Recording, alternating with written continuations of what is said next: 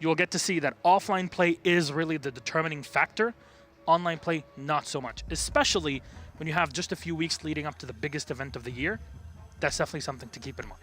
And it oftentimes will even throw players off for their first couple of warm-up games as well. It's why players get that day or two before an event to rehearse a little bit, because LAN play just feels different a lot of the time for some players compared to the online play. It's that noticeable 50 to 60 milliseconds that you would average have online. It's gone all of a sudden. It's instant, everything that happens. People think, oh, I can just peek them all the time. I can mirror peek them very quickly. That doesn't work on LAN. You get instantly shot. Seeker's advantage goes away to a pretty large degree once you get on 0 ping matches. But we have the bans coming out now. Capitao and Montaigne. We saw a Capitao ban earlier on this map in our previous series, and we've seen it once again. It's just the Montaigne being knocked out. I'm very curious to see how the Capitao ban ends up working at the end, especially since Mira is not in play. And Cav, oh my god. Okay. This is just to make sure that nobody's gonna play Cav on 90. Yeah. So yeah, that's gonna get knocked out. Fair enough. I mean, hey, if you have a ban, might as well use it for something, right? Pretty much. So they will take Caviera out of the pool. It's interesting considering things I heard prior to this game, but I don't know those for certain, so I'm not going to comment on them. We are going to start on the usual site, however. Aviator in Games Room is where we'll go off, as it's going to be G2 starting out on the defense on the first round. So Pengu switches away to the mute. Now, because of the Legion Echo Maestro Vigil, you see it in the beginning, and then you look, oh, there's a castle. Well, which site are they going to go to? Are they going to play downstairs in kitchen for the first site and then change around? You're really trying to play the mind games against your opponents, and when it comes to Villa, you can play 3 out of the 4 sites. I'm not going to talk too much about the living room.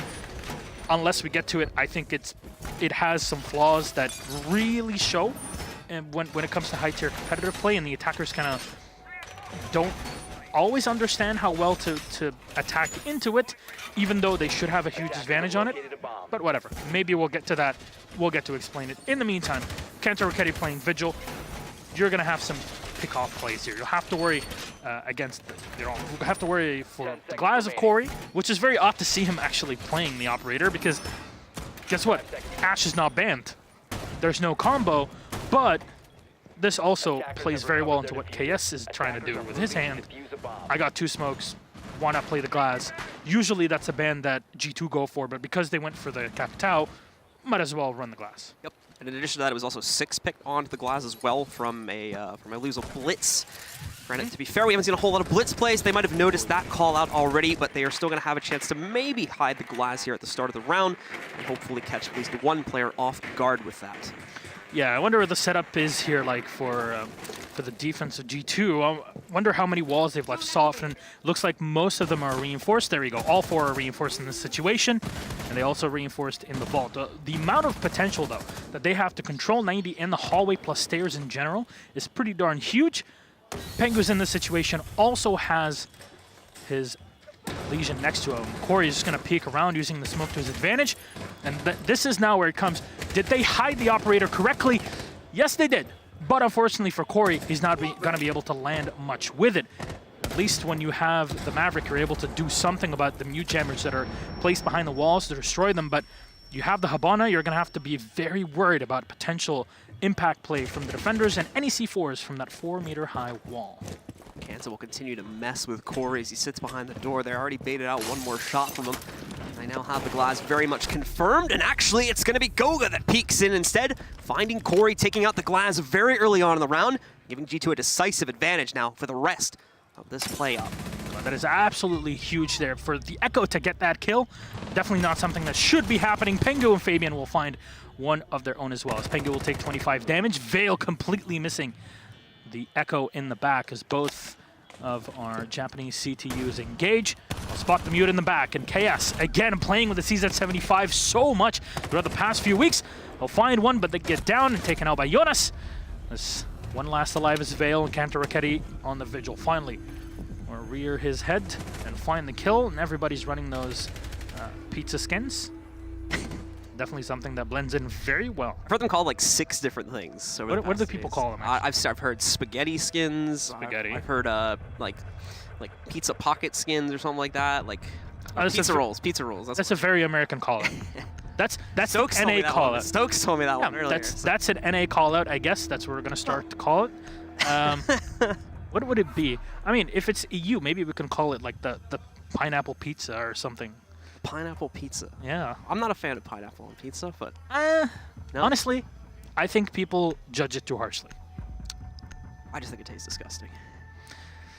Well, at least we could all unite in saying that popcorn on pizza or like caramel on pizza should not exist. So instead of finding ways to, how do you say, pick at one another's opinions, should find ways to all get together. There we go. And pick on someone else. And in this case, we have to pick on MOCKIT because that first assault was dismal.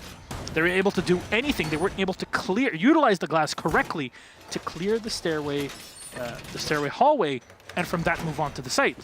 The reinforcements were all there. They had everything to try and deal with it. They had the ability to lock things down with their smokes.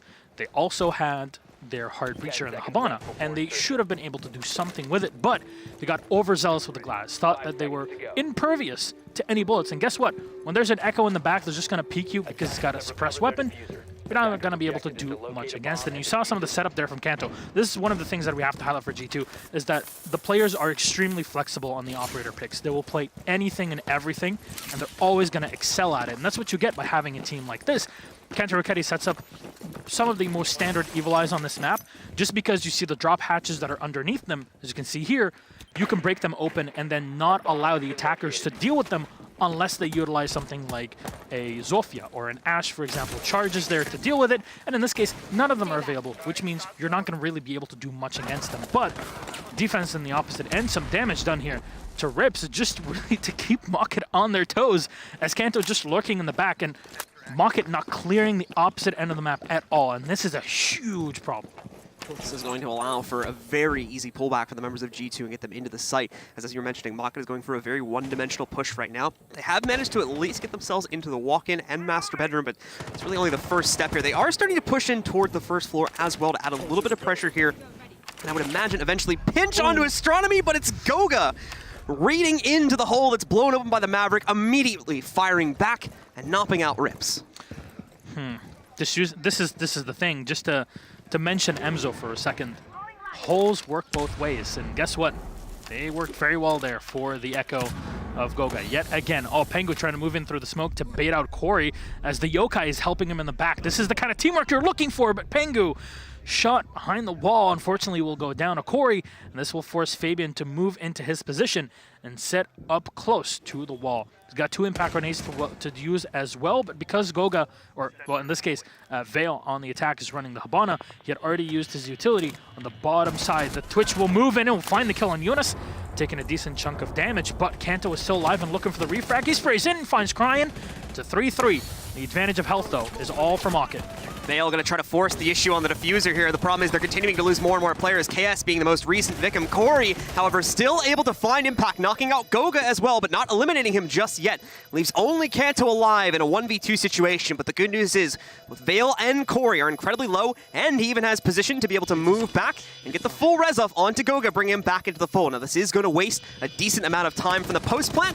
At the very minimum, they now have the 2 players to work with here, as Corey, once again, looks to cut these players off as quickly as possible. Vale, no! Gets the better of him, as we do see him taking down Corey with the trade, but Goga on the flank knocks him out. There should be enough time for this defuse, and with that, we'll see G2 come out on top as Goga finishes off the final 1v1. It's a beautiful play from Corey, but guess what? Not only did he not knock out the Echo, guess what was still behind him? There's a Yokai. Yep. The Yokai in the bedroom was pinging it the whole time, and they were getting the information of the position of the glass this entire time. And yeah, once you have info, all it takes is the aim, and the aim exists for both teams here. It's just MOCKIT did not know where the attack was coming from G2, the counterattack that is.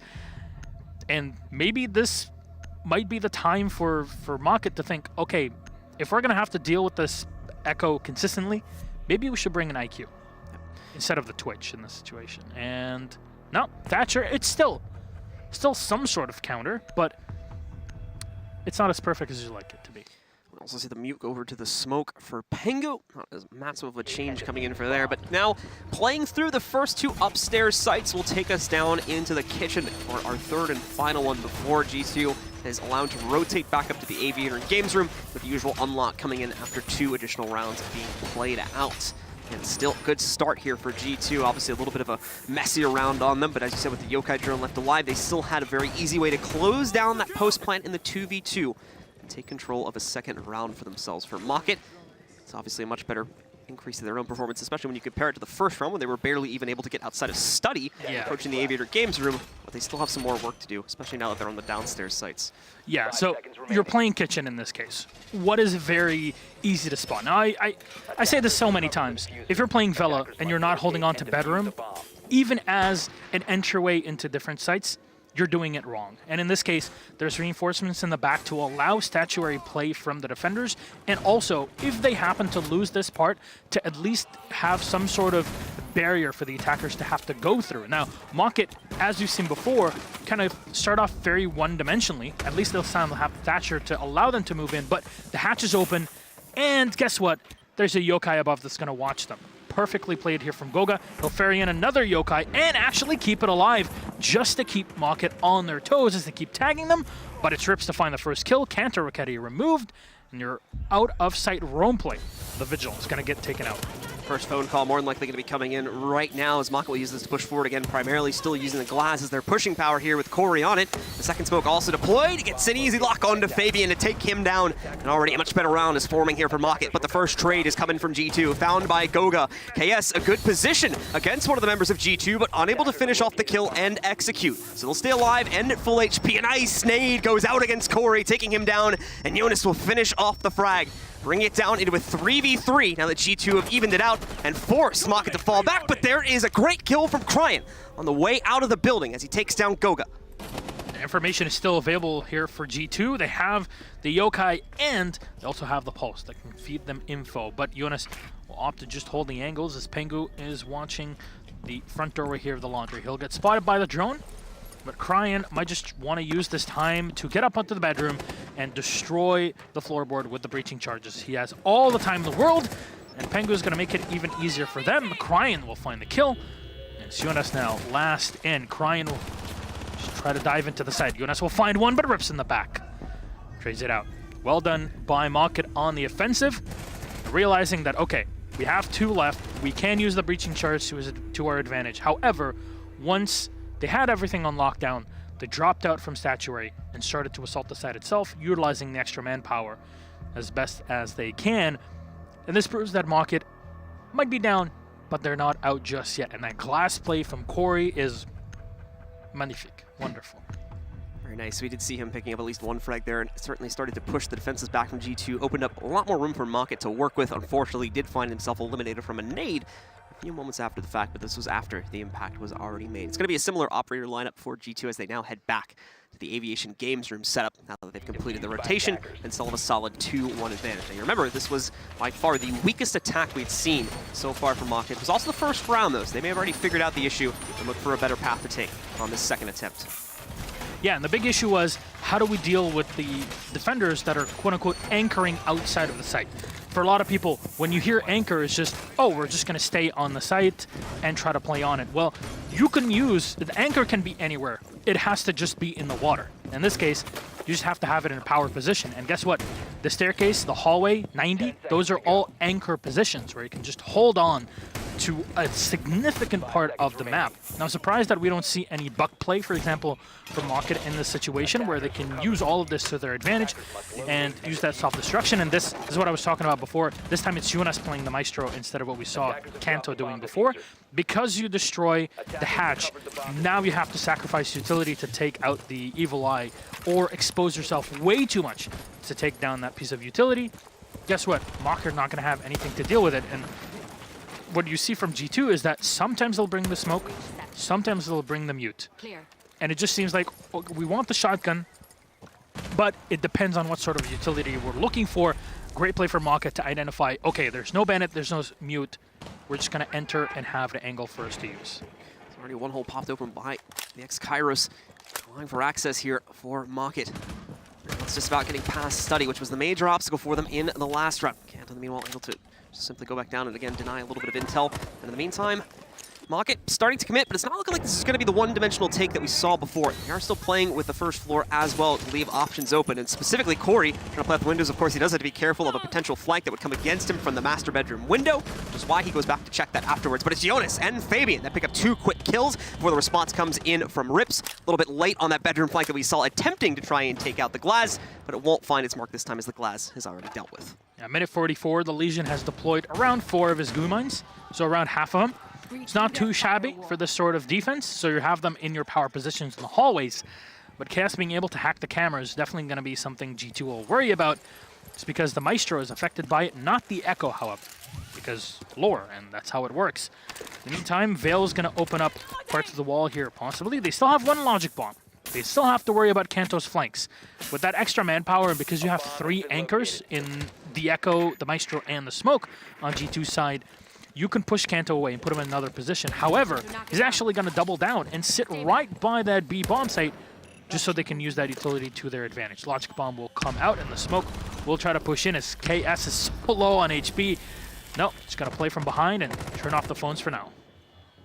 And again, this is the stall point that MOCKIT ended up reaching in the previous round that was played on this site as well. They've approached it in the same fashion. They don't have a clean way to get themselves past Study. They're relying, I think, a little bit on KS to try and do that for them, but even he's not in a great enough position to be able to do this now. As the time continues to roll down, only just now seeing the first of the smokes coming out as well. With the time approaching the 30-second mark, Goga will find another easy kill against Rips, slowly limiting that potential for their opponents even more. Kanto getting ready to peek into this as well, finds the spot, drops the diffuser. Yes, KS does get a trade, but it matters not, as Pengu will immediately jump out the door into the 90 hall and finish out the round again for G2. Yeah, and Pengu had tabs on this the entire time. He knew there was somebody in there. It's just a matter of time of when KS will peek. He even used the smoke to try and tag him through the wall, which is something that actually works. He was able to do a tiny bit of damage on KS, but he was already fairly low, so a single bullet at that range would have been more than enough to finish off the commander, I guess, of the squad, the star player of the squad so far. At least the one that's been around through the whole changes that they've gone through. It's actually pretty impressive. Not because we're trying to, you know, talk up a lot of the strategies and a lot of the history of these two teams. MOCKIT have gone through so many changes in the past year. It's absolutely insane. And actually, KS, for people that haven't been around back then, used to play on G2. However, and they actually won a Pro League together. However, two, to be completely clear. However, once he was removed after the Sao Paulo finals in Season 6, they went to Invitational. He was able to qualify with this team back then, 1UP, which is now kind of part Penta, part MOCKIT, I guess, kind of a mix, and landed in the same group as G2 last year. This year, they land again in the same group with a different lineup for both teams, which is pretty huge. Now, this is what I like from MOCKIT. I talked about the IQ, I talked about the Zofia, and guess what? Finally, they realized that there was a problem. They can now deal with Maestros, and the most important part of Zofia, fairly underutilized by a lot of people that play the operator, the ability to stun lock your opponents in positions where they cannot move away. You're able to find kills on them, and I really like that pottery position, actually. For the yokai, yeah? Yeah, there's quite a few sneaky places like that around a lot of the Pro League maps that you can use to your advantage. Well, in addition to bringing the IQ and the Zofia, the Thatcher is still in play as well to further increase their capabilities, try and knock out some of the gadgets that G2's been using quite a bit of around the course of this map so far, and of course dominating on it with a 3-1 lead. So far, flawless on the upstairs sites, only losing downstairs in Kitchen, and that was played 2 rounds back. I love the play coming in from the office, and there you go. Rips will find the first kill. Kanto's down. Huge operator down exchange for that amount of health. Completely worth it. Now those Evil Eyes, you can't change their positions anymore, and you take away arguably the best gun in the game away from the defense of G2, and Kanto won't have an impact anymore on the round. And that is the big change that MOCKIT should have done before when they were attacking on the site. They realized, okay, the Glass is nice, but that's not really the approach that we should be taking. We should be getting map control, and Goga is going to make it more difficult as he at least finds the refrag. Rips is out. You can't use those Gushmoth mines anymore as Zofia is dead. They'll be able to pop up, open one hole with the X. Kairos will look to do a second in just a moment to open up Statuary. for his team to eventually push into it at the very minimum to give them a better angle to play off of in the late round when they go for the execute here. A minute and a half left, so still a healthy amount of time for them to get into position. They do need to speed it up a bit, considering that they're still even in the 4v4. A lot of intel still needs to be gained. I don't imagine the drones would have found a whole lot on the inside just yet, and it's Fabian taking the up-close battle from the inside of the master bathroom, knocking out Cryan. Yeah, he heard him squirming around on the floor as Legion was just standing there and waiting for him. Should have been a call from the Dokkaebi to try to help it, and now the goo mine, you step into it, and Fabian's already way too far away for you to deal with him. You lose the Thatcher, it's not the end of the world, but your late rounds flank launch is now taken away, and guess what? Now you lose the AQ. Goga might be down, but he's going to get picked back up at 50 health, and you're going to have the yokais available with you not really being able to deal with them at all. Logic Bomb, one of them, still remaining for KS, can use that to his advantage, but Vale is just watching, turns away at the wrong time. KS will go down, and Fabian will find the second. Beautiful play from Fabian, actually. The mind games of not just playing aggressively, it's a passive-aggressive kind of way, which is a perfect way to describe Fabian in general. Sit close. Okay, you're going to open up holes. I am going to sit near them, and I will wait for you because you feel comfortable. It is mind games at its rawest. You think, okay, I have the angle. Nobody's going to peek me through it. I can hold it. I have an ACOG. I have everything. And then guess what? He's literally right next to you, waiting for you to make that move. The moment you feel too confident or too comfortable, that is when Fabian strikes. And it works perfectly to bait him into multiple kills throughout the course of the round, in addition to just tearing apart what was looking like it would have been a relatively successful clear from MOCKIT at the start with the elimination of Kanto in the early round. Once again, though, those operators are going to flip hands a little bit, with Jonas now picking up the Maestro, and Vigil once again being the mantle for Kanto Ricchetti as they head down into the kitchen for the second time to see if they can at least get a fifth round onto the board here and come out of their defensive half with a very strong 5-1 lead over MOCKIT right now, who unfortunately has failed to find impact on those second floor sites at all. Pengu moving over to the mute. Again, I touched on it before, but it really does depend on how you want to play. The fact that Mute got that SMG-11, it just means you can be very flexible. Mute, Smoke, they do different things, obviously, but the ability to have the shotgun for that SimCity quote-unquote setup that you're going to do in and around the site is pretty huge, and that's exactly what you're going to see Pengu doing here, just to open up more angles for him and his teammates to play later on in the round, and signal disruptors deny a lot of information and also make it a bit more difficult for the Heartbreachers to open up walls, even though they're the Thatcher, but also protect you from potential calls from KS for just a few seconds. The SMG-11 has also proven itself to be a pretty popular gun throughout the course of this tournament. We've been seeing a lot of incredibly long-range kills as well, with people just sniping each other throughout the course of rooms, and it's been mainly coming in from mutes as well. So, guess what? It was better before, and it had an ACOG. I was told about this yesterday. Yes. So everybody's, oh, why can't we have that back? No. You don't want that back. No, you really don't. That aside, MOCKIT are going to try to move in. This time, they go back to that quote-unquote tried and tested setup with the glass. So maybe this is something that's going to work for them again, as they were able to successfully attack the site after they neutralized quite a few of the roaming players from G2. Now Rip's coming in, he's going to get tagged by the Legion Goo Mine, but Kanto Ricchetti is trying to fight at the top floor. He finds the head for just a second, but the hesitation might have just cost them a huge advantage here, MOCKIT. Comes the walk-in, however, from Core. Just to take out some of the barbed wire. He still has his second smoke to toss out as well, but it will not find anywhere close to the success it did the last time this site was played. Pengu immediately takes him out with a nitro cell. And again, it's an early advantage to G2, and MOCKIT, a false start, not finding any real ground to work with on their first attempts to take control of the building. Kanto Ricchetti as well on the inside here, still going to be biding time, whereas Vale, along with some of the other members of MOCKIT, are still going to be looking to push themselves to the inside, commit to a push here, but it really seems like they're struggling to find any entry route. I like the double reinforcements that Pengu put up on the hallway, actually downstairs. It really allows them to just play into the site, but also chuck up utility from that 4-meter high wall, as you see here on your right-hand side.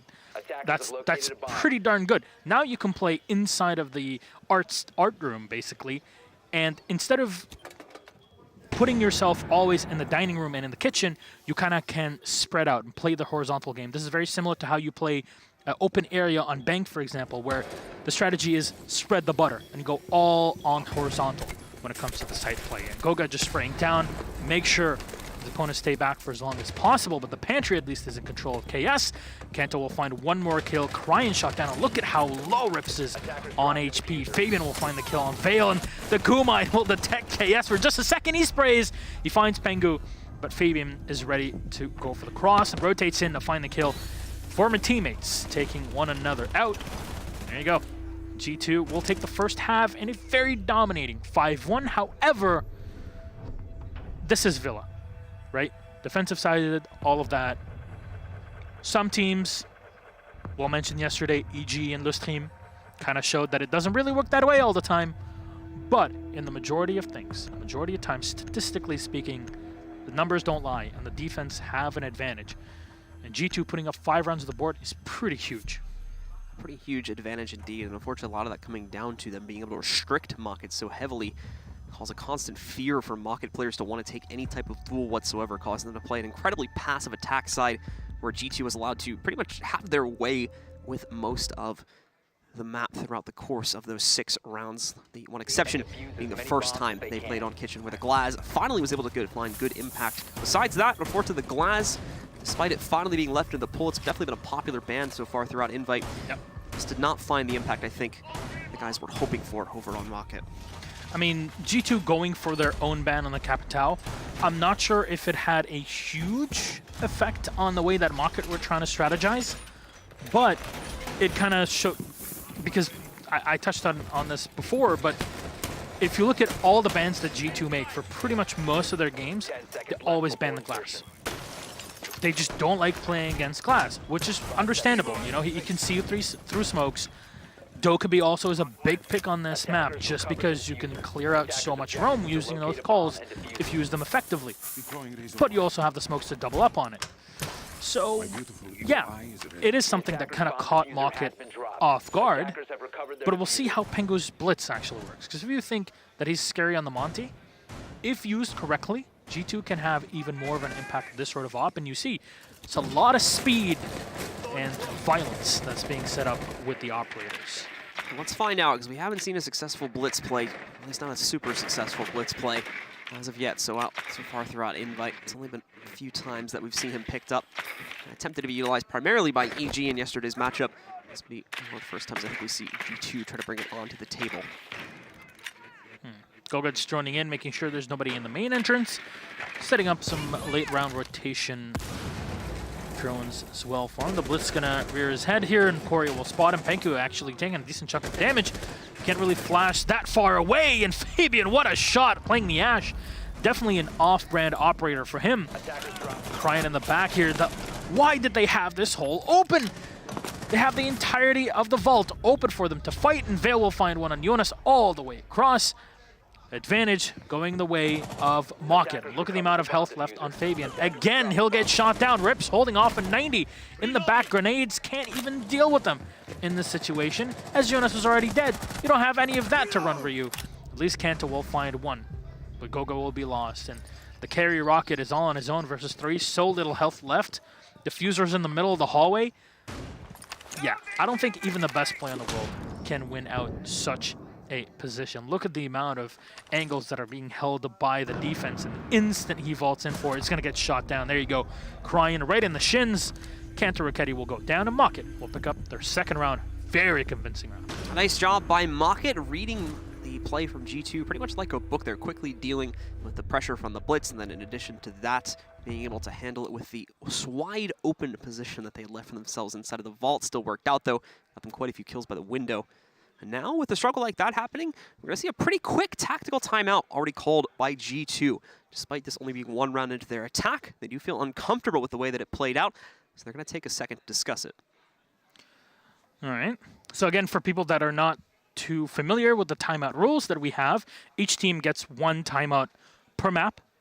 So you get to use those 60 seconds to your advantage. However, once you call a tactical timeout, to talk to your coach, and that's why you do it. You can always talk between one another, but to have contact with your coach, someone that is sitting and watching everybody from an outside perspective, definitely something that can give you an advantage, especially when someone like Shaz is on the board. However, MOCKIT can also use that time to their advantage. The timeout, much like holes and angles, works both ways. So definitely something to keep in mind, which means that MOCKIT will have a tactical timeout available for them should the need arise to use it. Will there be a 6th pick? Yes, the Jackal. Moving over to the Ash. The Dokkaebi from... Oh, this is huge. Fabian is one of the few players in the world, but specifically EU, that still runs SMG12's Dokkaebi. The only other player that I can really see and talk about as in having a huge impact is this team's aces. Maurice does a ton of damage to that SMG12. You've seen it yesterday, and you've seen it all the time in Pro League. Fabian is the other one, and he plays Dokkaebi, a flank Dokkaebi, extremely well. There's a lot of matches you could watch him playing, for example, on Clubhouse, where just walk around the entire enemy team, find the flanks, use the calls effectively to his advantage, and you can kind of start making sense of it. He's the in-game leader. If he can hear the calls, he can coordinate his teammates to try and clear the roamers that are positioned in X or Y position. And especially now, as you have to deal with the pulse downstairs, definitely something that could come in handy. We'll see where Rips plays into his position a little bit later on. More than likely, may find him going down to the basement, although it's starting to become less and less common as it's been found out more and more in teams. Oftentimes look to counter and out because of the fact that obviously he's still left alone down there. In fact, it's been droned out first just to check for this. So it's actually smart that we haven't seen Rips go down here this early, as he'd be already droned out and would have been forced upstairs where, as you can see. Just seeing the reinforcement though, Fabian's going to be able to know, okay, there's a reinforcement here, there's a reason why it's there. You're not going to just randomly put a reinforcement there, because in general, this site here on Aviator Gamer requires a lot of reinforcements. So you're going to have to deal with it, you're going to have to use your calls for it. Now it just ends up playing like, how are you going to coordinate your teammates? And you're going to see one run up real close here. SMG-11 in hand is Kanto to win it. My, KS's head was going to get shot right off of his shoulders. And Fabian will find the second core. He eliminated downstairs. The Jaeger playing solo will go down. Rips will try to fall back as Fail will find one on Jonas. And the second Goga taken out. Wonderful fair play from MOCKIT to try and bring this one back in a 3v3, but the Blitz of Pengu is already in. He's holding the Fuser on the site, taking so much damage. But Rips will find one more. Crying from below. Does not have a Nitro Cell. Yes, he does. Pengu will find one on Veil, clearing out the site. 2 Nitro Cells available and a Pulse. A perfect combination. But now, can they find Pengu on the plant? Are there any bits of utility? Rips, what a shot! Pengu will go down on the shield, and now it's all up to the in-game leader as Rips so close to finding the head of Fabian. He's going to fall back and try to use his teammate to his advantage, and Crying the C4 from downtown. Fabian's going to get shot down, and MOCKIT, what a beautiful anchor into roam, into reverse anchor counter play. This is some NFL kind of stuff here. This is absolutely fantastic the way MOCKIT played it. They just moved around the map like it was nothing. Never even really had a commitment to the site, to defending that for the most part from what we were seeing. Just playing, as you mentioned, a massive roaming game throughout the halls there, and it worked out so well to not even necessarily dominate G2, but at the very minimum, just to keep the trades well enough so that they would have control over the map and would still be able to roam freely, allowing them to pull off those kills multiple times in a row throughout the course of the round. And guess what? Having the Pulse definitely aids in that. I mean, you can literally see where they are, and you have 2 Nitro Cells. If that isn't plant denial potential right there, I don't know what is. And again, it's a combination of the map helping the defenders in this sort of way, but also it's not as cut and dry as, you know, you just kind of explain it that way. MOCKIT played it in a very smart way where they're able to bait G2 into the site and then use what utility they had prepared for it to win the round. And that's how you should be doing as a defender. That's how the defenders end up getting so many rounds on their side, is because they're able to mostly play it smartly. And this is what MOCKIT is able to do. 3 to 5, not impossible for them to try and turn it around. And we've seen how overtimes have been heading here at Invitational 2019. The group stage itself has already been very hard pumping, to say the least. Maybe this is going to be another one between the 2 EU, at least Season 8 giants. We will certainly see, but this is where we ended up seeing G2 fall apart back on the first half. Was on the first floor defense of the kitchen. MOCKIT may very well suffer from those same issues if they're not careful about it. Obviously, we don't see the same operator lineup. It's a little bit different than what G2 has brought to the table. Still favoring the blitz on Pengu, as you can see. along with bringing a pretty similar lineup to what we had in the previous rounds as well. Having to do with that kitchen push, but they won't have the power of the glass that what we saw in the previous rounds. Definitely not something that we'll be seeing them utilize just as of yet. Fabian trying to use the call to his advantage, and guess what? Rips knows exactly where he is. He can call out for Corey to go for a run out, but none of that will happen. There's, of course, the window that you can use to your advantage, and Fabian's going to put himself in a better position so he does not get tagged early on. He spots the edge of the rifle here from the Jaeger, the 416, and the instant Corey tries to move, he's going to get shot down. Cantor Rocchetti, nicely done to find the hole from the back and actually penetrates into the dining room. There's nobody to deal with him here. Chaos will find one on Jonas, but it's inconsequential. Fabian will find another. You take out the buck, soft destruction out of the board, but the site is already under control for those attackers. And guess what? There's still C4 available for Cryan. It's going to be up to MOCKIT to try and retake their own site before the diffuser is even set. Kanto will tag the smoke as KS will try to rotate around, and by the chassis will get shot down. Cantor Rocchetti finding the headshot. Cryan firing in, taking down Fabian at 75 health. Barbed wire in the back pocket. No, already been used. And Nitro Cell nowhere to be found. The blitz in the back of Pengu just taunting the bandit. The two GSG9 operators. Guess what? Goga and Kanto are already in post-plant positions. Cryan moves in and instantly into the fire of Cantor Rocchetti. And Yohani will find it all. The fact that he was able to get into the dining room that easily is just baffling. Just walks right in for the most part as well. Zero contention against him. And after that, everyone else from G2 piles on top of that, and there's just no room left at that point. Already too many players lost at that point in the round as well for MOCKIT to be able to try and bargain their way back into it. Just too much control too quickly by G2, leaving MOCKIT out in the cold. And guess what? That was all because of Fabian. Fabian ran the Dokkaebi, made the calls, and those calls, they were cash money. It just allowed Kanto to use the audio pickup to his advantage. Be like, I can't hear anybody on the site. There must not be anyone there. Because they know there's no mute. Walk in, take control of the site, and guess what? Now you're anchoring for your attackers to try and come into it, and it's going to be an easy plant for you because now you're holding the cross angles. Fabian's also on the window. You also have an opening into the pantry. All the angles are playing in your way, and this is how you should be playing. You use the operator to give you the information and then be able to smartly use that information to your advantage. And the tactical timeout will be called by MOCKIT, as you'll see the squad talking together, at least trying to fix stuff.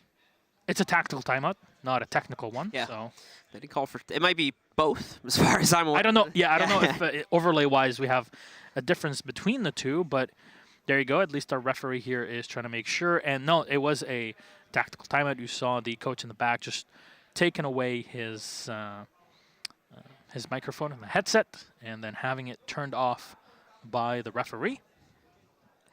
I think, as you were mentioning before, the main point of the pause is to get that input from the coach, who's very much looking at this game from an out-of-match perspective, and very much has time to think in greater detail compared to something like the IGL, who obviously still has to worry about actually playing the game. He's able to think about the things that might have been going wrong, come up with better ideas to give to the IGL, and then translate those into strats.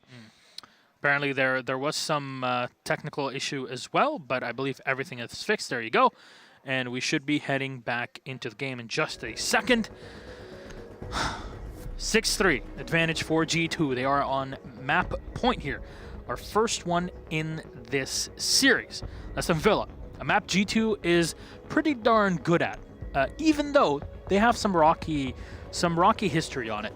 If you look at the Paris Major, which is, I guess, the second most important event of the entire year, at least for 2018 and now moving into 2019 with the Invitational, they played the map against Pentasports. They lost it in the group stage. They got demolished on it. Back then, you didn't win with 7 rounds, you won with 6. Yeah. So it was a 6-0 advantage for Pentasports. And we're like, wow, what is going on? And then they end up winning the whole series. That was the only map they dropped in the entire tournament. From start to finish, throughout the group stage, quarters, semis, grand final against EG. A game everybody was looking forward to, and guess what? 6-2, 6-2, 6-2. Absolute demolishing from G2. Then they have a bit of a rocky play and a rocky start to the season. They don't run it too well. They lose it to Secret. Now we'll see if they have the advantage to clean things up finally. 7-3 is what they're looking for, and I like the fact that we're seeing the Zofia here. Absolutely, that'll be coming into play. We do have, as you can tell, folks, a bit of a technical delay on this one, so we're working on fixing it as quickly as possible. It's, because you can't tell with the headphones off, it is a bit of a sound issue, so we are working on fixing that. And I think you should be plugging that into the computer. Now, I am no technical operator here. However, I'm a bit tech savvy. Are those the headphones, though? That should be the white noise machine, then, isn't it? The headphones? Yeah. For people that don't know, actually, there's quite a few people that ask the question, like, oh, why do they wear the earphones and then the headphones on top? Well, your earphones are what you use to hear what's in the game. The headphones emit white noise just so you can't hear what's going on around you, and it's going to play quite a bit more of an effect once you get into the main stage later on during this week, just because you want to drown out the sound of the audience. And here, because there's 2 matches going on and there's reactions and so many casting booths at the same time, you also kind of need it to block off any potential disruptions or information that you might get. And that's why you have to have it active. It's just active noise canceling.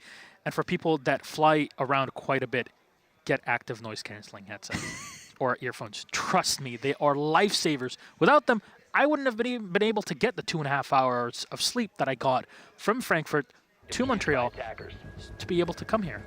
You're a big advocate for noise canceling headphones. Oh my God, I didn't believe in them until I used them myself. Yeah, they're really nice. Yes. Yeah. Yeah, well, there's a few reasons, and number 5 will shock you. All right, we'll ask you about that later as we're getting back into it. As you had mentioned, it's G2 on match point here for their attack, as they will have the opportunity to shut things down and claim map number 1 into their own favor. Obviously still needing to win at least that second map if they like that easy exit to their group, and the easy slot in the quarterfinals with a high seed coming outside of the group. Alrighty then, Vale with the standard setup here, the Evil Eyes. We'll see one that is set up near the B bomb. And of course, you set up there in the trophy, it allows you to hold all the way in the entry and bedroom. There's some pretty sneaky strats that you can do with Maestro. I've kind of ducked through a lot of the stuff here. I don't like the second Maestro that he set up in 90, however, because it leaves it fairly open to be taken out. Just because you can kind of use your utility against it, but no matter where he would have put it, by the hatch or not. Fabian is running the Ash, Kanto is running the Zofia. There's a lot of potential for soft destruction. You see the map, there's a lot of walls that you're reinforcing. But guess what? You don't actually need so much hard destruction, and having the Ash and the Zofia comboing together, meaning that you can stun lock the Bandit if he wants to go for Bandit tricks. If you didn't know, if you get Gizmodded by the Zofia, if you're a Bandit and you're trying to Bandit trick and destroy any X-Kairos that are being set on the wall, well, it cancels the animation. You can't really do much with it. And whoa, nice hunting here from Fabian as he'll find Corey early on. The Jaeger so far away, playing downstairs in the wine cellar, a position we've seen popularized quite a bit by Canadian on EG. Suddenly is the first thing you do to clear things out. A huge bit of play here for G2 that will give them a huge advantage early on in potentially the last round. Meanwhile, Pengu already has good control over master bedroom, not necessarily feeling the push inside of the bathroom just as of yet, but that'll more than likely be the wraparound route for these guys as they'll move into astronomy afterwards. Just trying to drone things out first. They've detected the 2 on the inside. They've got the intel they need. Now it's not committing to the push here. Obviously still a minute and a half left, so they're not going to be pressured as of yet, but at the very minimum, the drone presence and the lurk inside of the bathroom itself is forced out. There you go, the Bandit trick. There we go. It's going to go down. It will only stop 4 of them, though. So 2 pellets will still explode to make a small hole in the wall. And guess what? That is actually more than enough. Now suddenly you kind of pin everybody down in the one position, and Fabian from below will find the kill on Rips, using as well the Zofia from the back to give them info and lock the players down. KS in the meantime, though, will put himself in the same position as we saw his teammates fall into. The pistol in the back, the M45. Can't KS? No, they line up for him. He'll find 2 kills, but Jonas with the refrag. Fail is last alive. I'll be faced with a shield in front. Long-range rifle, the OTS-03. Cantor Ricchetti as well to try and push in, but no. It's the pistol, the pocket sniper rifle, the PMM from Jonas. That'll clear things out for our very first map in the series. 7-3 will be the scoreline between MOCKIT and G2. And I have to say, the rounds that MOCKIT won were fairly convincing, but 3 is not enough. too far and too few between, unfortunately. Oftentimes happening as of slip-ups from G2 there. Like I said, they're very convincing rounds, so we'll have to hope, moving on to the next map, that they will still be able to bring that type of firepower to the table, but in a more consistent manner, as G2 are looking strong on LAN, as we've come to expect. It doesn't seem as though their rocky start in Pro League has affected them much. I mean, everybody's been talking about it. Like, hey, are they saving strats? What's going on with G2? And honestly, they're victims of their own success. When you literally win you're winning too much. That's the thing. When you win everything, the instant you lose something, everybody's going to start to point it out. And I'm not going to quote DJ Khaled in this one, because people told me, don't do that or I will hate you forever. So sure, but that is definitely something that a lot of people have been looking at G2 and thinking, well, they've won everything. If they started losing one game, oh, are they on a slump? Are they done? Are they washed up? No, that's not how championship material is made. Championship material is consistency, and that's what G2 have always had. And on LAN, they are scary. Mantis got close, but close is not enough. As we've seen time and time again, you can ask EG what happened last year at Invitational.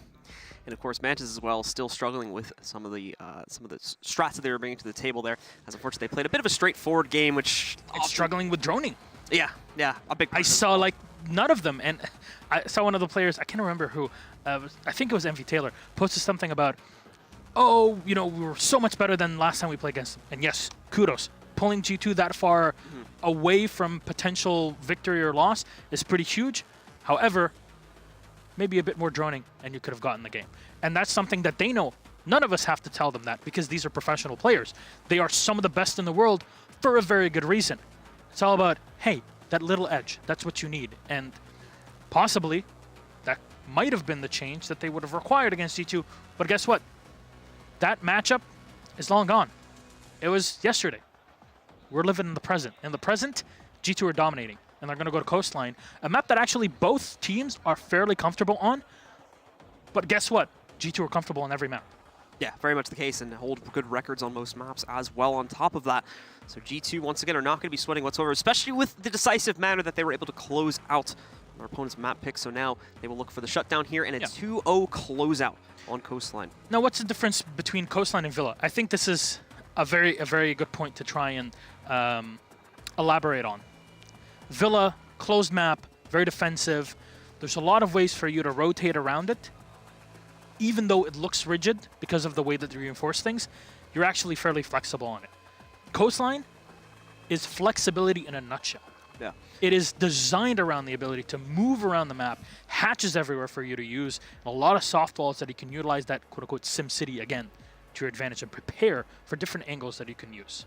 A lot of soft walls in general, and too many to where it's possible to reinforce them all and rely on hard. You really shouldn't for the attackers, right? And so if you're a defender, you really shouldn't reinforce most of the walls. Yeah. You'll see, for example, if we look at Hookah, one of the most played, I think it's like 58% overall throughout this season for defenders and in win percentage, which is pretty darn huge. Right? I think that was the CGG thing that they posted around a week ago.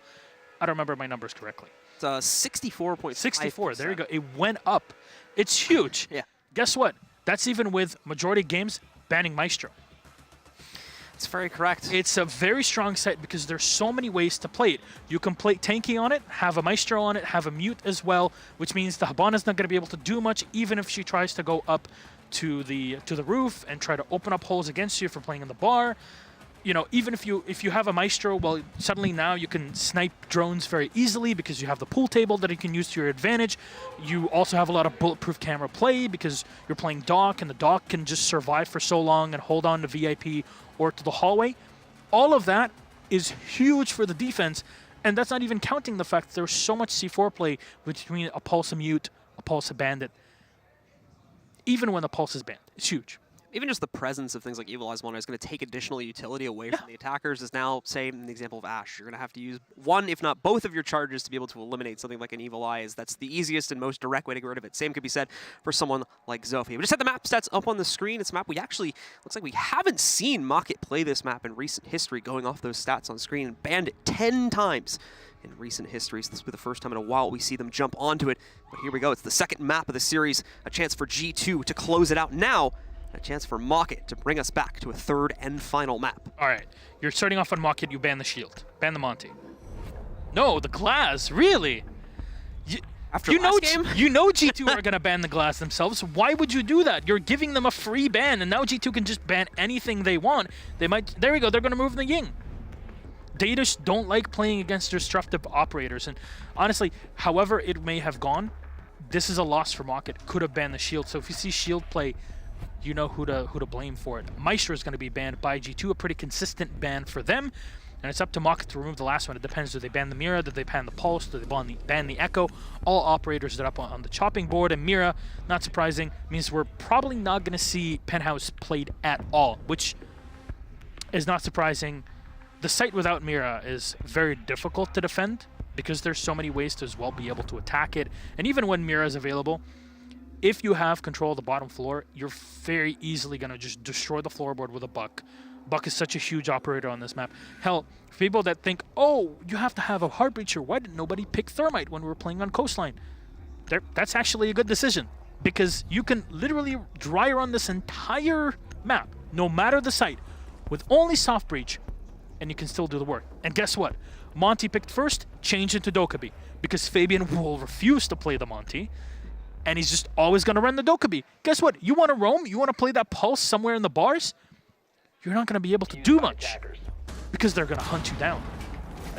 Very much Dokkaebi, Jackal. Yeah. That Pulse is not getting anything done this round. And if he does, that's Corey showing how skilled he is. Because it is so difficult to pull off these sorts of plays when you literally have half of the entire team trying to hunt you. Guess what? You're going to get Jackal tracked, you're going to get called by the Dokkaebi, and you're going to have the Ashe of Kanta Roketi, no less, firing into you. The IQ also sees the tracker when it's out as well, right? So you have that to deal with also, as Goga at the same time can also be able to spot this out. So if Corey, as you were mentioning, as Corey goes unnoticed, it's definitely either a big mistake from G2 or a testament to Corey's own capability to lurk around these guys. The Office having quite a bit of utility put into it. Oh no. Crying. What is that? That is a Jaeger Iron Sight. Okay, fair enough. Fair enough. He's trying it out. It worked for Bandit. Yeah. Okay, I really hope there's something behind it. It's just quite possibly like a mistake here and there, but it's okay. Not gonna be able to do much with it. Pengu using holographic.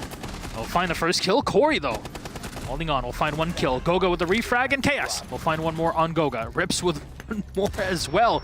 Kanta Roketi taken away, and now the push from behind. Pengu will find the kill on Veil and suddenly fall back. Jonas with the refrag, and the advantage of 3-2 suddenly lost, all up to Rips. You got Jonas playing the Jackal here, and if you run it correctly with Pengu, you can very quickly spot where Rips is. The fuser's not been set, and look where their Skoo mines are. They're all the way on the opposite end of the map. So we'll have no effectiveness in this very quick push that we see from G2, moving in and picking up 4 to 5 of the kills at the 2-minute 20-second mark. So basically an infinite amount of time is in the context of a 2v1 for the G2 players to work with to try and knock out Rips. Rips will play this, of course, incredibly slowly.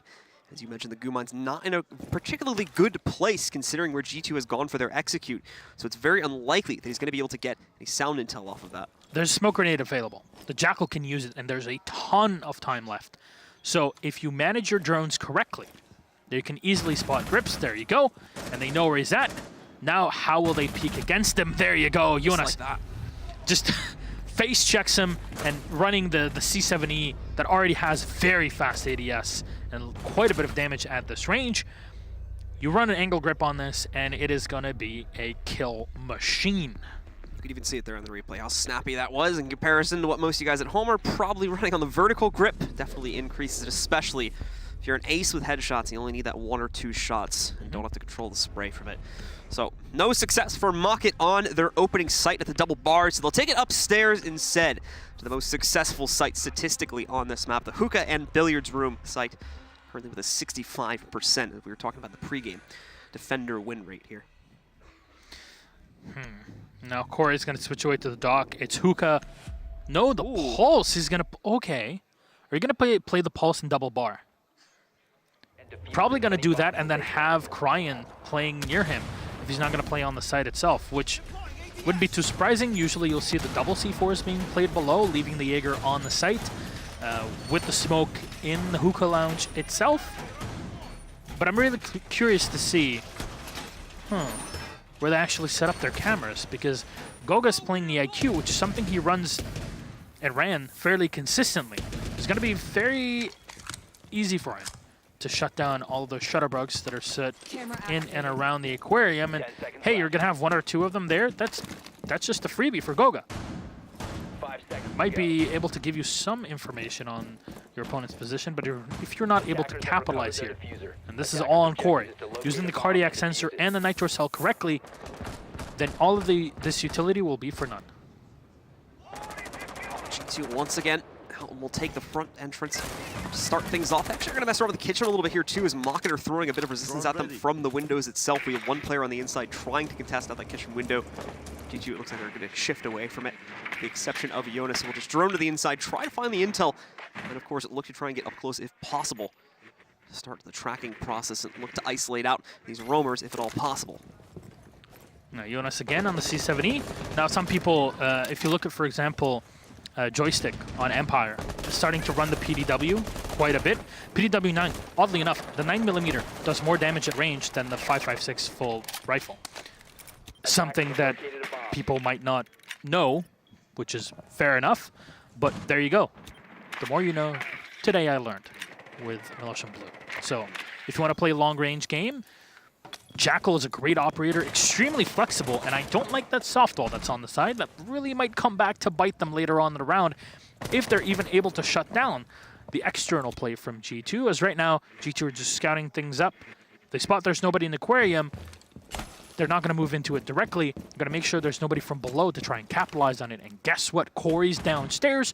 The call is going to come in, and that should be able to isolate the pulse as Kanto Ricchetti will push it. Oh my god, Fabian right to the...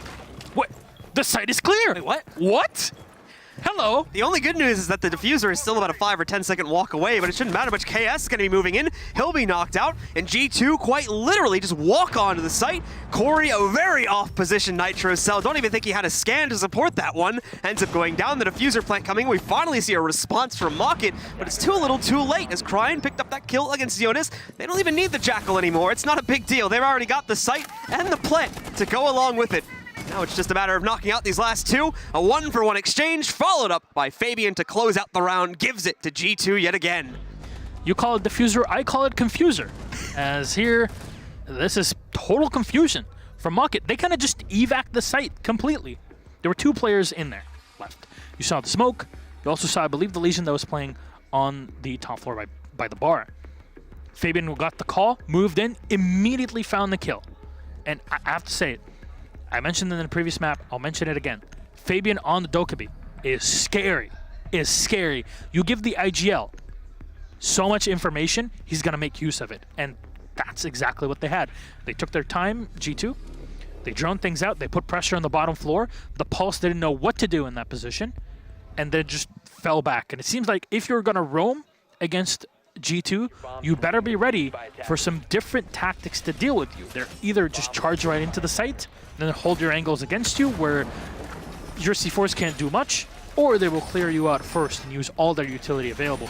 And guess what? If you have control of the site, one thing on hookah that you can use to deal with C4s is the fact that you have the pool table right in the middle of billiards room. Guess what doesn't kill you through it? C4s. You plant on the top of the table, suddenly all your C4 advantage is nullified, and there's only a handful of players that are able to, as some would say, thread the needle and run that C4 charge in between the cracks in the floorboard that are already preset by their teammates to try and find the kill on top. It's not something you can rely on, but it's a strategy there, and it did not work out. So MOCKIT recommit themselves. Corey specifically taking a moment in the operator selection phase, if you missed that, and deciding if he wanted to stay with the pulse again, or finally commit to that switch over to the dock. And this time, after changing that selection 2 or 3 different times, ends up finally committing himself to the dock. Finally removing the pulse out from the defender's side here after 2 rounds with it, and finding, unfortunately, not a whole lot of success. Just too fast of plays from G2 for him to be able to keep up with it, along with the intel game that's coming out against them. And it seems as though G2 as well have realized that the IQ was maybe not finding as much effectiveness as they would have hoped. So they actually bring a hard breacher in instead on Goga, electing to bring the Hibana into the fold for this 3rd round as they look once again to run the gauntlet on the attack here. So here's the thing. Last year at Invitational, Vale was actually running the Ela, but back then you needed a dedicated Ela on your team. MOCKIT back then, 1UP, EG, and G2 back then, Penta, all played in the same group. And when 1UP, now MOCKIT, played EG on, I believe it was Chalet, which is no longer in Pro League map pool, they ended up playing the Ela, which was easily shut down by their opponents on the roam. And you can kind of compare Coastline as well to Chalet, where you have to roam, you have to give yourself the advantage in close-up positions like Kanto Raketti is trying to do with the R4C here. But guess what? You got calls from Fabian and you've got Jonas.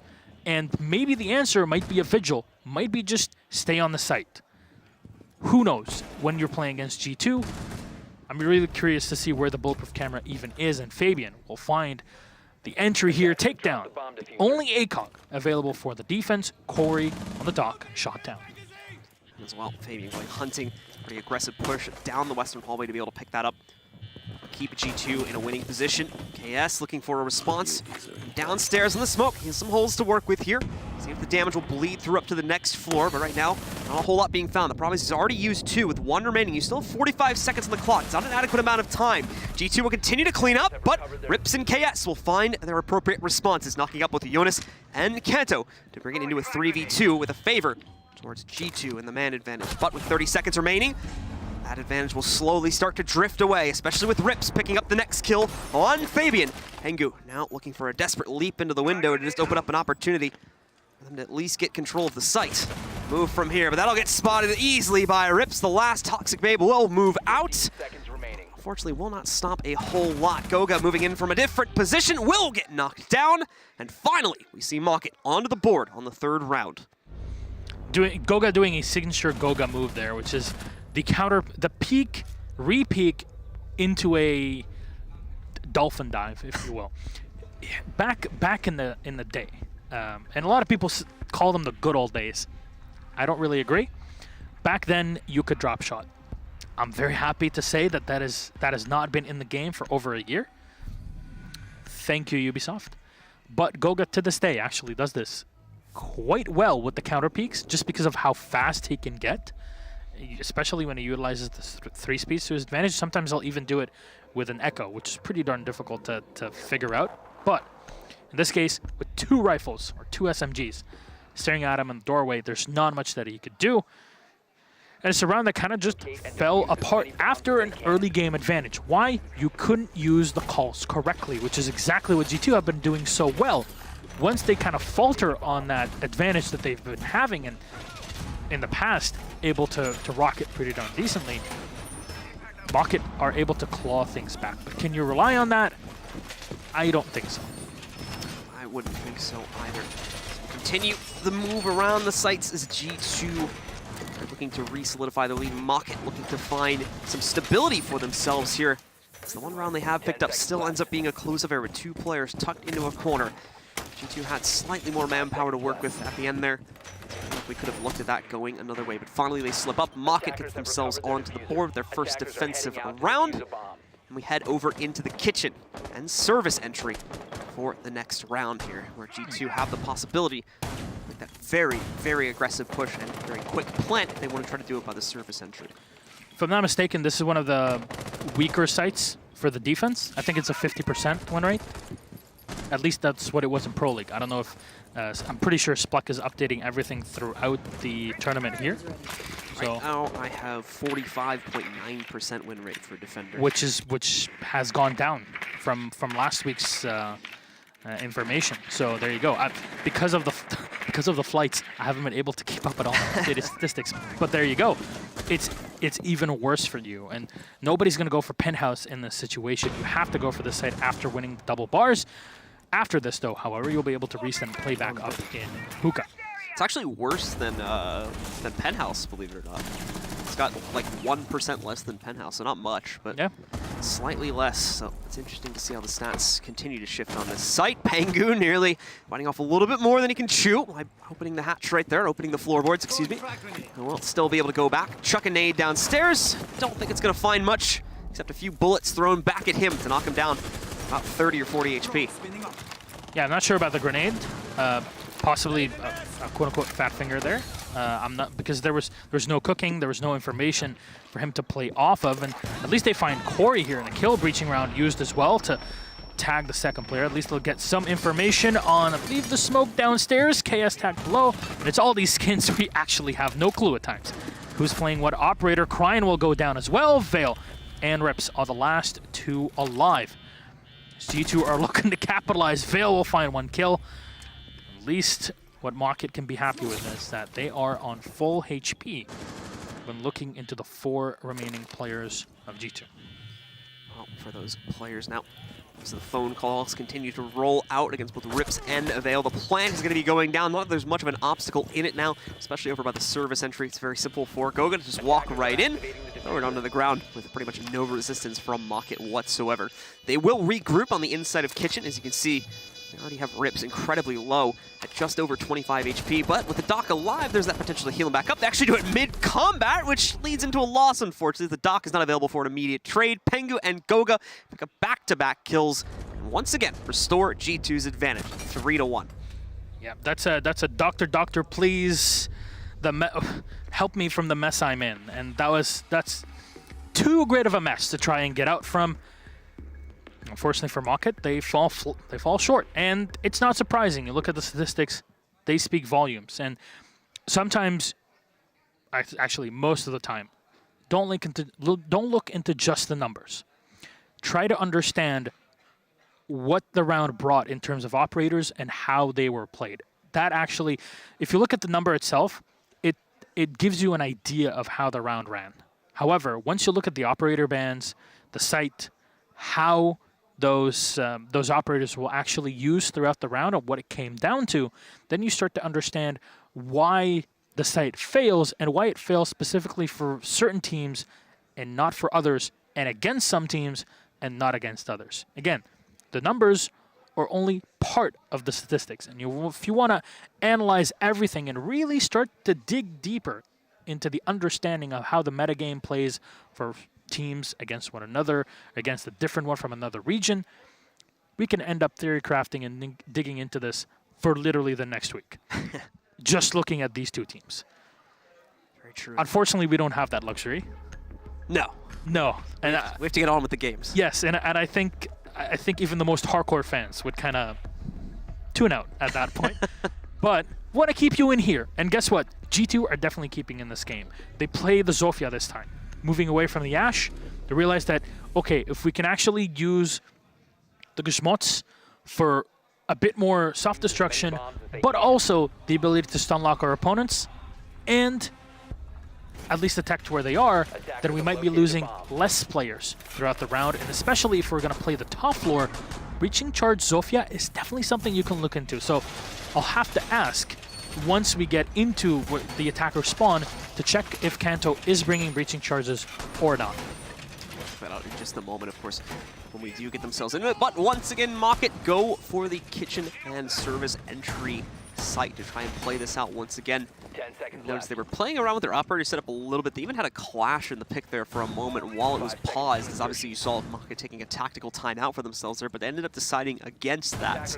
And they're running with a pretty similar layout to what they had before. It looks like the Rook has been added into it, however, for Vale. So we've got double ACOGs coming in. These guys to try and have a little bit of a better advantage in their duels, at least. Okay, can we check the Zofia for a second, Marcio? He's bringing Claymores. Okay, that's fair enough. It's fine if you're also bringing the sledge. It's possible that Goga is actually bringing the breaching charge in this situation. No, he's bringing Claymore, so I'm completely wrong. But that's okay, because somehow I'm still right. Because guess what? They're bringing the sledge, and they're bringing that Jackal. So a ton of soft destruction for top-down play available for G2. Brought it back. Still a winner. Obviously banking a little bit more so on 1 or 2 players instead of spreading that soft destruction out, however. So if we do see success from MOCKIT in the early round, that still could limit G2's soft destruction when they actually get themselves into a position to go for the execute. Pengu will waste no time, however, on that sledge, taking control of the blue bar, just jumps directly on the inside. And now in a safe position. He'll start to drone for the rest of his teammates that are elsewhere on the map. In fact, he decides to bail out of here and rotate around to regroup with the rest of his team. I'm not sure if he spotted the Jaeger playing upstairs in the VIP. Veil, close angle here being played. And at least we'll keep Fabian's Raider back in the security room. Corey's on his own. Goga will find 1 kill. He rushes in for the second and is still alive. The smoke is not able to kill him. And Fabian will find another, taking down Rips. Veil and Cryan, the only 2 alive. And guess what? You have the advantage. The wall is soft, but the diffuser is on the floor. They're still alive somehow in the back. Yuna's taken out. Goga is low on HP. And Fabian is down on the floor. I'll find, actually, no, still alive. So how much HP does he even have? Oh my. He's got a 1. How is he? What? He's 1. Has to be. Oh my. Goga's not doing much better at 2 or 3. So literally a 1 shot away from most of these players. The phone call is out. Goga, Veil doesn't even have time to stop it. Goga with 1 HP will pick up the last kill as well. And G2 once again brute force their way into the kitchen to take control of another round. First of all, 1 piece of rook armor was not used. Well, I didn't even notice that. It was right there in the middle. Oof. Which means I think it's time to introduce a balancing change. Ubisoft, if you're listening, this is a perfect time to tune out. Especially in professional play, but in general, if you play Rook and you put down the armor on the floor, this is a suggestion by one of my favorite YouTubers, aka the Killian Experience, for some of the Swedes that know about them here and there. Actually, you know who that is? He's hilarious, and Fabian actually really likes him. When you put your Rook armor on the floor, the instant it's deployed, there should be a huge military nuclear attack siren that keeps blaring and blasting out until all of them are being picked up. So thank you very much, Killian, for the suggestion. I really hope this gets added, because even in professional play, protection is not always being used. Put an air raid siren on it, you know? Yes. Yeah. Just really annoy people. That's yeah. Also, it only plays to the person that doesn't pick it up. No, it plays for everyone. So then you either team kill him because he didn't use it. Don't do that, by the way. Or you at least shove him like, hey, maybe you should do that. You know, don't forget about it. But Goga reminding everybody that not only can he plant, but he can also kill in the previous round. IQ, Thermite, no matter what it is, Goga, CCC, I kill, CCC, I plant, CCC, we all win. Win is very much the name of the game for G2 when it comes to this attacking side. 1 round left. They'll attempt the double bars again. Same to be said for MOCKIT on their defense, as they're looking to at least put a 4-2 scoreline. So they once again will have a better chance of making a comeback on their own attacking side. Veil gets himself off to a good start, finally catching that early lurk from Pengu, which up to this point has been relatively undisturbed throughout the entire half. G2 will continue to drone in and realize that there's nobody playing on the top floor in the meantime, as the rest of MOCKIT have kind of evac the top floor. They can use that to their advantage here on the attack of double bar. At least force one of the players away. Goga, in the meantime, will take control of the cool vibe stairs to shut down rotations. It's also a pretty huge position because there's literally only one other spot that you can use for your rotation. That is a man-made hole that you see in the back of the bar that can be easily spotted for a drone or 2 set up here and there. Fabian will start to move in, and you always see Fabian so far away from his opponents because he's not really needed. He's the one that has to make sure that on his side of the map, there are no calls. See if he can use that to his advantage. The drone should have spotted the Legion in the back, as Chaos will find 1 kill. Legion on the floor, not for long. Fabian will drop him and at least permanently keep him attached to that floor. And serves out to give G2 slightly more control to work with. Fabian follows it up with another one, in fact. It'll take him down Vale's going to start to look for the response soon, especially over by the cool vibe steps. We might be misreading the situation a little bit if he overcommits to the stairs peak. He does, however, see the pressure inside of the kitchen instead. And one of the members of MOCKIT is also going to be caught out trying to run past the courtyard. Jonas upstairs will be able to isolate him out. Corey finally gets revenge against one of these G2 players by knocking out Jonas, but it's a small gesture. Now in the 2v2, Fabian moving in, picking up yet another one for himself, but Corey also able to knock out Goga. Now mind you, Fabian, despite the fact that he's alone, he's got both of his logic bombs still available to try and use against Corey. Throws out one smoke to try and push Corey away for just a second. Corey's actually using the bearing 9, which is not something a lot of people use anymore just because of the recoil. How uncontrollable it can get. Fabian will move in from behind the bar, and Corey will find it. Fabian to go down, but finally, MOCKIT again are trying to find their footing in this matchup, and that's all they wanted. Fabian in the back getting shot down. Unfortunately, not using the logic bomb. Since they wouldn't work anyway. Huge. Well, they wouldn't work against Echo. the yokai itself, and against the Echo specifically. So there you go. You can't do much against him. You know he's the last operator. You can't really use your biggest crutch, and you didn't even use it early on in the round. And as you mentioned early on, that pick that MOCKIT were able to find on Pengu was pretty darn huge. It eliminated so much of the soft destruction that was available to try and clear out players in those power positions behind the blue bar or the sunrise bar. And it cost so much manpower from G2 that even Fabian's play was not enough to take the round.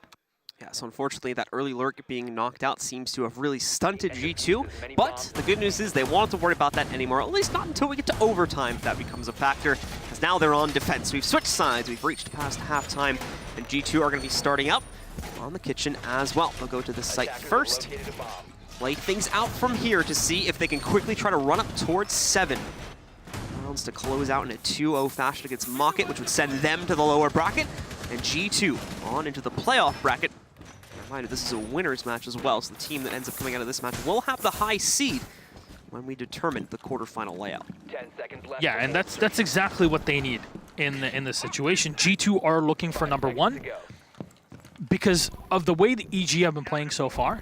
Attackers recovered the bomb diffuser. It's really gonna make it so the number 1 seeds just cannot play against one another. And as G2, you want to have the biggest advantage possible. And hey, with the way the group stages have been going on so far, fairly unpredictable, you can give yourself that advantage.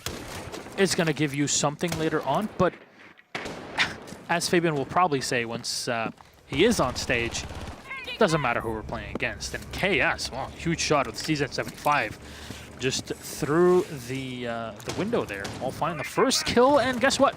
It's Fabian and the Legion. Huge kill for the start. Caught directly in the open too. He might have a chance at one more as well. There is an additional player from G2 on the main stairs. There he is now. It's Jonas sitting at the bottom, but he'll commit to a drone instead of going directly into a bit of a foolish bargain. Instead, we'll play the normal method here, trying to drone him out first, if that presents itself as an option. You can see that rolling around. Jonas is aware of it. Tries his best to not get spotted, but it is far too late. KS will now look to get himself into a position where he could find this kill, but that is probably going to take a while because the fact that he's going to have to rappel upside down in order to line something like that up. And in the meanwhile, Corey gets spotted out by Kanto. Despite having the floor breached open, Kanto is very much ready for that peek and makes quick work of him to even the numbers out at 4v4. Crying though will find the second kill. Goga will go down, and now using the holes to his advantage. A huge pick on the Echo, actually. So definitely MOCKIT trying their best on this attack of putting up so much of that destruction and speed and firepower. You see all the 3 speeds in, but Kanto Raketti holding on to the main lobby. Lamborghini doorway will get another one. Rip's taken away. It's not like the IQ would have done too much later on, but at least Kanto is down, and Cryan might be able to capitalize here on the finisher and the extra kill. He spotted the leg of the one rotating away. Can he... No, where did he go? Jonas is still available here, and he's going to go for the pickup. But Cryan is spotted. Look at this angle watch from the opposite end. Jonas will find the kill on KS. Cryan is on the floor, and they're actually doing it. G2 go for the pickup on the carry rocket. And suddenly, with all the advantage in your way, MOCKIT are left with only the Habana, literally the most useless operator in this situation, to try and win it out against Jonas, Pengu, and Kanto Raketti. all 3 submachine guns and carbines that are looking down into Vale. He's got 20 seconds to do it, and he might have the fuser, but he's going to need a lot of luck and effort. He already gets sprayed through the wall, and Yunus will finish him off by the desk.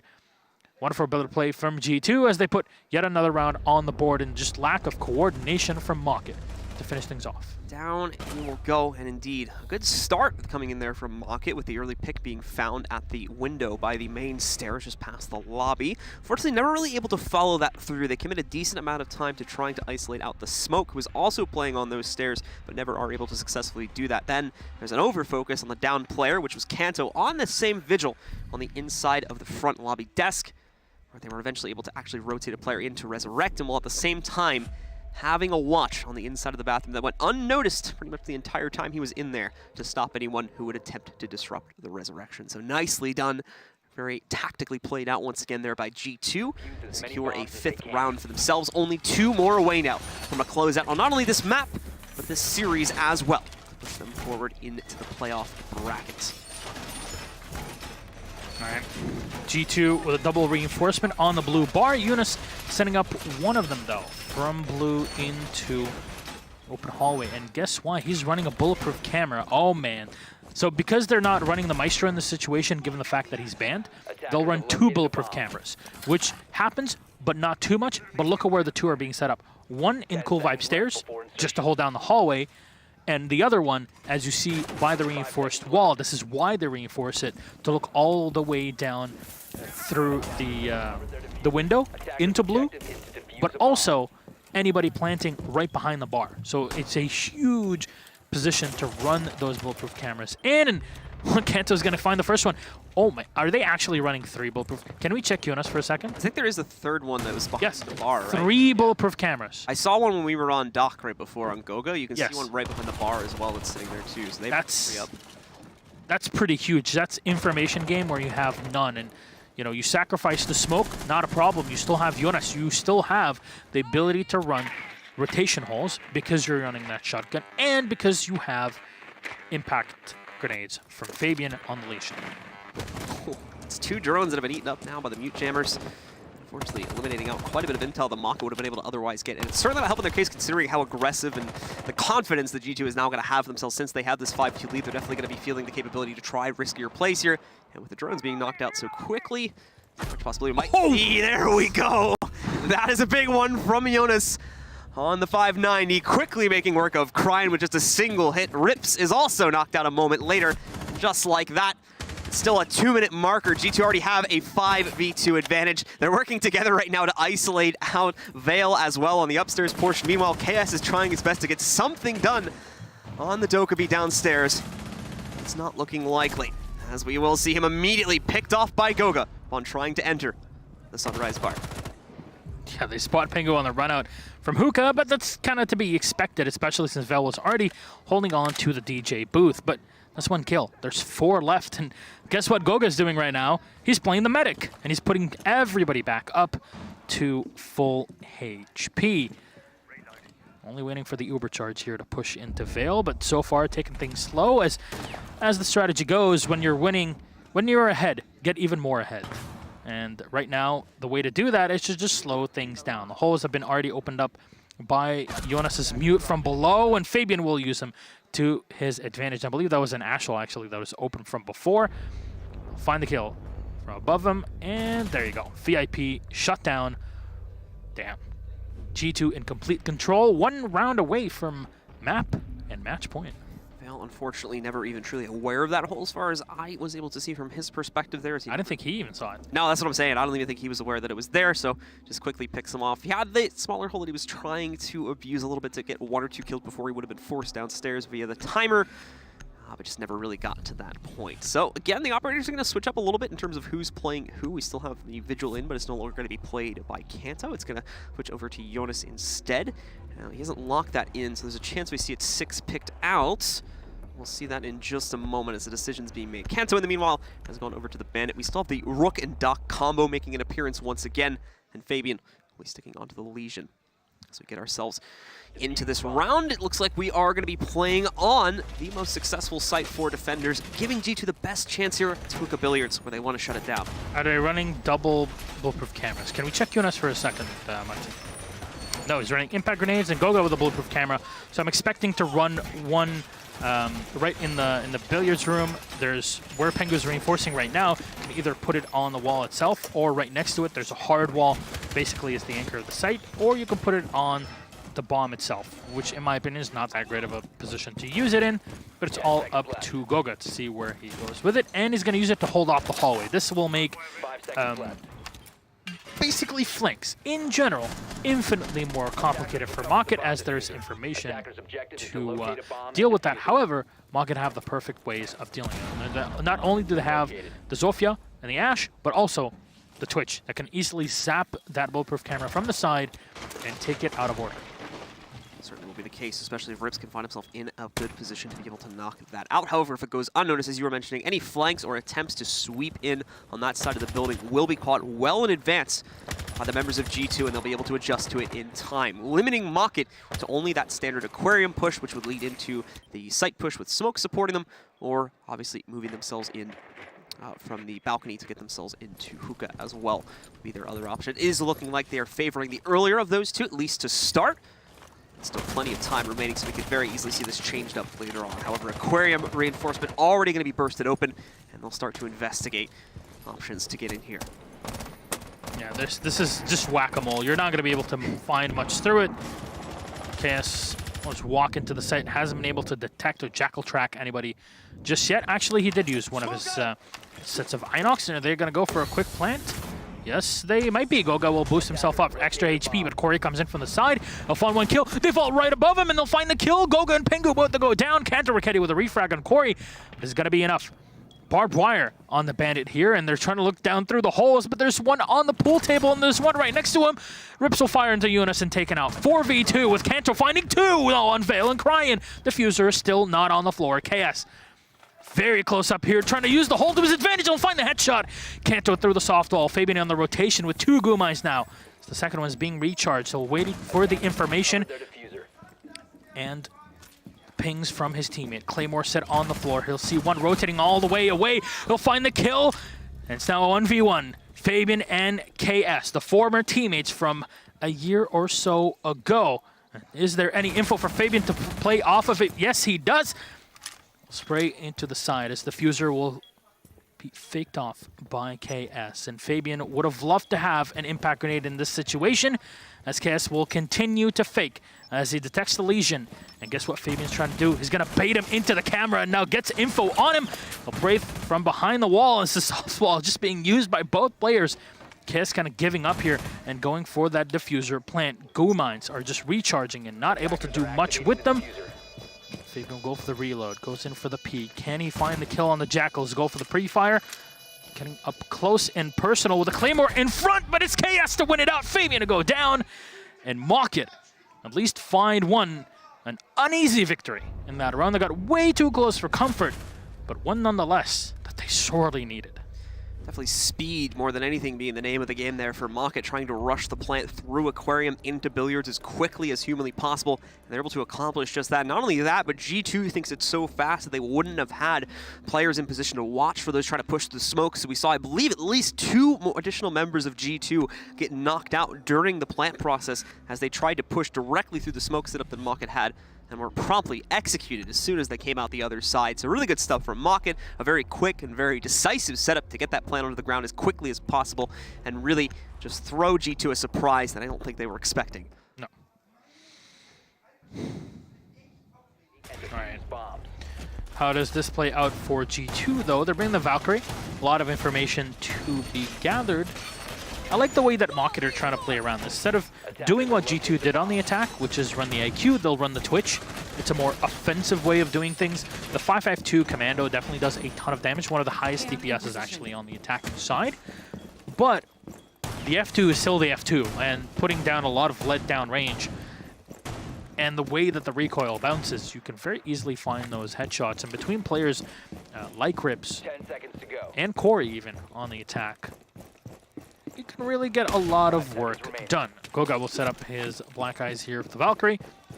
Has a Nitro Cell in hand just in case. Jonas should have one as well. I wonder, actually, if they're running a bulletproof camera or not on either Kanto or Jonas. Two operators, two players that can run such a thing. But again, you're gathering a lot of information as the defense, but you're also denying a ton of it. Use mute jammers and use the Vigil to that goal. So the bulletproof camera will be successfully taken out by the Twitch drone, but that's the only thing that's going to get it is sniped out just a second later. I think there still is one more in his inventory to be able to throw out here later on in the round, but getting rid of the bulletproof camera now allows for Corey to make this more aggressive push. They're not going to have exact intel about where he's moving in from, but still ends up walking right into Goga's pre-fire to take out Corey early on in the round. And guess what? He's got a Black Eye as well. He's going to set one up as well. I think it got shot down there, but still, it is available. More information for the team. And losing out the second, Cryan will go down. Both soft breach are now out of play for the attacking side. Failed to spot one on the rotate, and that was Goga, unfortunately. Will go down. Chaos to find him. There's still one more in the back, and I wonder if that's Kanto Raketti. No, he's actually closer up, and Pengu takes damage, but is still alive on the Jaeger. He'll actually go for the repeak. Fabian will find one kill, but he runs right into Rips, who looks into him. And rips into him. Pengu will find the kill on Vale as he'll be the one to finish him off. And Jonas for the last one to secure victory for G2. That's all she wrote. Round number 10. Again, a 7-3 in both of our maps. Villa and Coastline. A victory for the reigning world champions of G2 means that they guarantee themselves that position, seed 1 position for the main event on Friday, and we'll see if they can move on from after that. MOCKIT, though, if you're a fan of the team, they're still not out just yet. Yep, quick reminder, guys, this was an upper bracket final match, meaning that the winner of this one, while yes, they do move on, the loser does not get eliminated. They instead go down to the lower bracket final match where they will play the winner of this group's matchup that'll be taking place on the B stream, which actually should be going on right about now if I have our schedule correct in my mind. A lot of respect between these players, especially the fact that KS used to play with pretty much the entirety of G2, and a bit of a hug here between the big man and the kleiner man, the small man of KS. Of course, Sua, the newcomer to the G2 squad, the coach of the team, as he is German himself, so kind of communicates with the entire squad in a bit of a different way. A bit of disappointment on the faces of MOCKIT, which is very understandable in this situation, but he loses 7-3, 7-3. On Villa and on Coastline against G2. How badly can you feel? You have to put that away, put it behind you, and focus on your next matchup. You can still guarantee your position in the quarterfinals, something that KS was not able to do last year's Invitational. Will that dream come true? That's for tomorrow to figure out. Well, again, guys, we'll take a look at some of the highlights from the course of the matchup here, where G2 once again was able to come out on top. If you're just joining us, you just missed it. G2 closing out on 2 consecutive 7-3 wins, the first happening on Villa, and the second rolling in over here on Coastline as our second and final map of the series. It's a good performance across the board from G2. Generally, the expected outcome, and from MOCKIT, still not able to bring themselves back to what we were seeing from their former form in the past. Still struggling, unfortunately, and that is carrying over from the Pro League